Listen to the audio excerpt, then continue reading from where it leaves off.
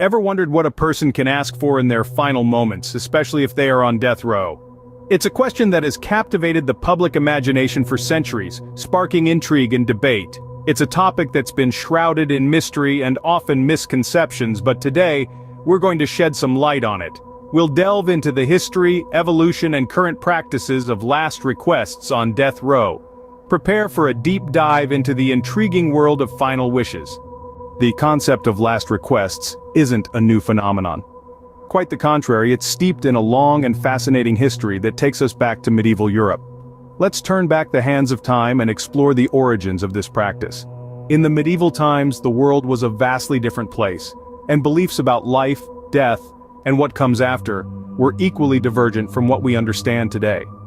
One such belief was the idea that those who departed this world with unresolved issues or unsettled scores would return as vengeful spirits, haunting their oppressors or even causing havoc in the community. Sounds like something out of a ghost story, doesn't it? Well, to ensure that these spirits were pacified and that the peace of the community was maintained, the practice of granting last requests to the condemned began. The authorities believed that by granting the condemned their final wish, they were allowing them to die in peace, thus ensuring they would not return to haunt the living. This tradition was not limited to food requests, as it often is today.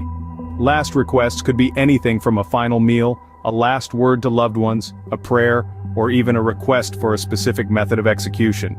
It was believed that fulfilling these requests would appease the soon-to-be departed soul and prevent any supernatural retribution.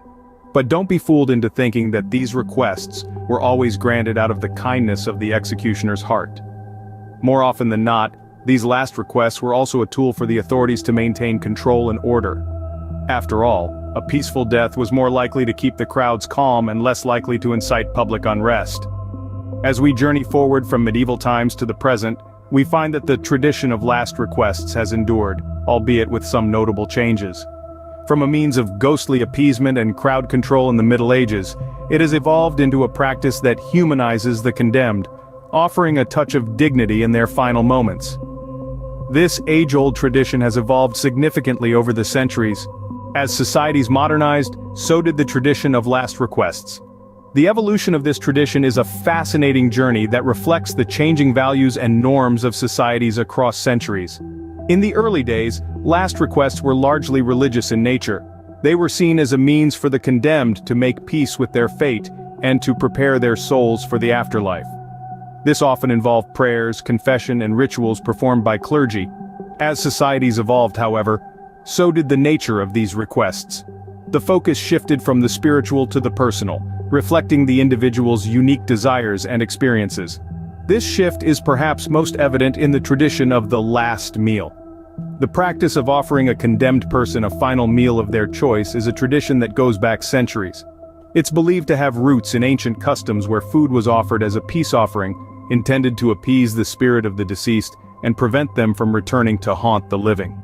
Over time, this ritual transformed into a more personal expression of the individual's tastes and preferences. In the modern world, the last meal has become a symbolic gesture of respect for the individual's dignity and humanity, even in the face of their impending death. It's also become a source of intrigue and speculation, with people often fascinated by the choices made by those on death row.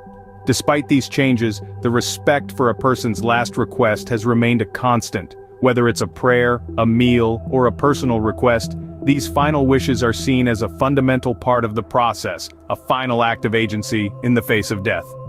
This evolution of last requests reflects the changing attitudes towards death and punishment. It shows how societies have moved from viewing execution as a purely punitive act to acknowledging the individuality and humanity of the condemned. While the nature of these requests changed, the respect for a person's final wish remained. In the modern era, last requests have taken on a variety of forms. Now this is where things get truly fascinating. It's like peering into the human psyche at its most raw, most vulnerable. It's not uncommon to hear of death row inmates requesting elaborate, extravagant meals. Imagine someone ordering 24 oysters, a bucket of KFC, and a strawberry cheesecake for dessert. Or perhaps a porterhouse steak, cooked medium rare, with a side of lobster tail and a bottle of the finest Cabernet Sauvignon. These meals, often as lavish as they come, are a testament to the simple pleasures that we, as humans, derive from food. But it's not always about the food. Some last requests are deeply personal, reflective of a life lived and the memories that have shaped it. A prisoner in Texas once asked to watch the Lord of the Rings trilogy in its entirety, a simple wish to return to the fantasy world that perhaps offered him an escape from his grim reality. Then there are those who seek to make amends, to find closure in their final hours. A man in Florida used his last request to ask for a private meeting with his victim's family, a chance to express his remorse and seek their forgiveness. And of course, there are those who use their last request as a form of protest, a final act of defiance against a system they believe has failed them. One prisoner in Oklahoma, for instance, asked for a single olive with the pit still in it, symbolizing his hope for peace and rebirth in the afterlife. What's striking about these requests is that they are as varied and unique as the individuals who make them. From the extravagant to the simple, the personal to the political, they reflect the complexities of human nature in all its forms. The range of requests reflects the diversity of human desires and regrets, even in the face of death.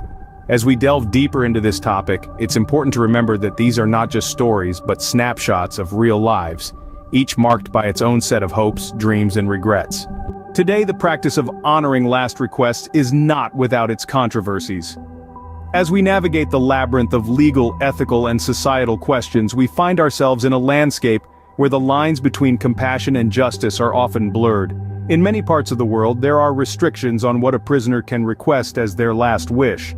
For instance, in some states in America, a prisoner's request for a specific meal can be denied if it's deemed extravagant, while in others, the tradition of a special last meal has been abolished altogether. As for non-food requests, they're generally limited to those that can be reasonably accommodated within the confines of the prison system, and that don't pose a risk to security. But the restrictions don't end there. Ethical considerations often come into play, particularly when the request involves another person. For example, a request to meet with a loved one might be granted, but what if that loved one is a child?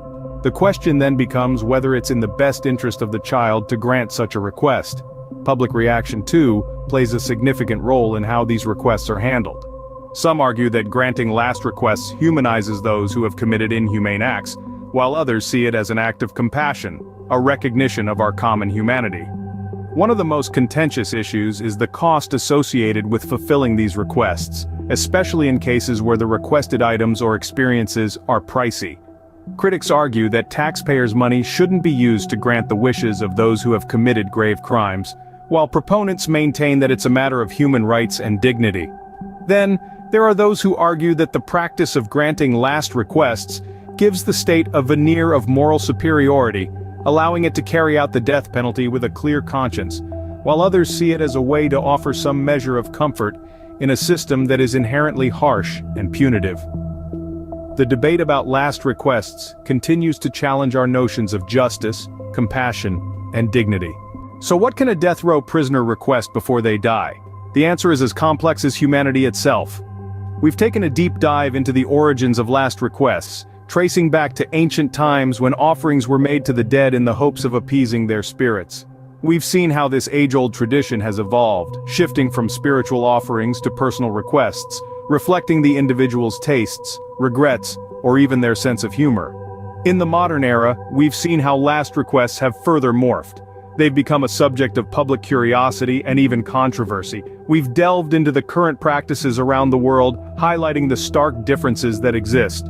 In some places, the requests are honored without question, while in others, they are restricted or even denied.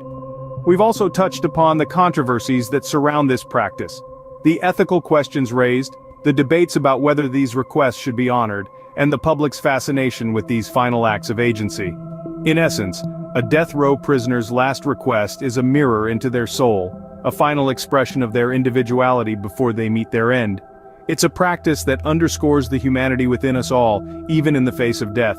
As we ponder on this intriguing topic, we are reminded of our shared human condition, facing the unknown end with our unique hopes, dreams, and regrets.